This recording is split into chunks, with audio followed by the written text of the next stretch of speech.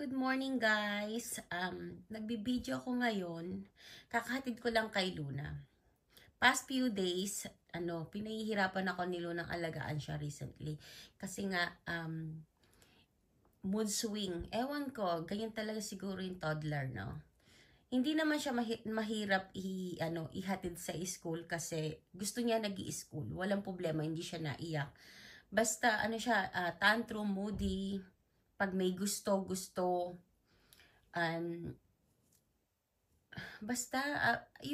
wala naman akong karapatan mag-complain. You know, I had everything sa tingin ko na ikasasaya ng taong tulad ko.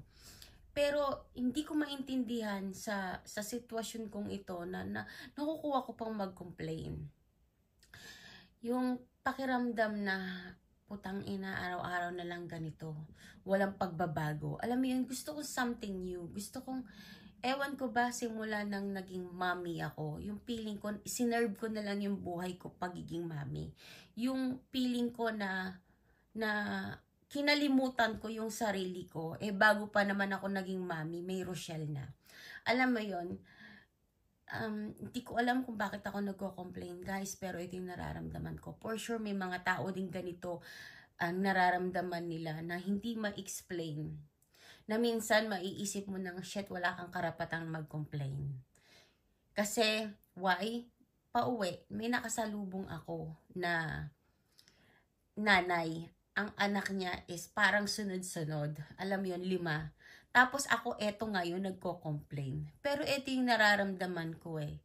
So isinishare ko to sa inyo guys. For sure ganito rin kayo minsan na mapapabuntong hininga ka, mapapa-complain ka. Pero to be honest, if we gonna look the bright side na mas maswerte pa tayo sa iba.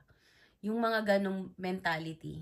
Pero minsan kahit tulad ko, feeling ko madalas wise na ako, madalas marunong ako mag-balance ng buhay ko. Pero may moment din pala talaga na you feel down, na mawawala ka sa line. So, eto yung moment na yun, na pati asawa ko, inaaway ko, moody pati ako sa kanya na hindi naman dapat, due to unexplained, hindi ko ma-explain ang nararamdaman ko. Yung feeling ko na sawang-sawa na ako na paulit-ulit na lang ganito yung buhay ko. Gusto ko may something to look forward o may bago. Alam mo yung ganon? Hindi ko na alam. Basta, today, I felt so grateful na nakita ko yung babaeng yun na hindi ako nag-iisa, na may malala pa. So, cheer up guys. Cheer up Rochelle. And good morning.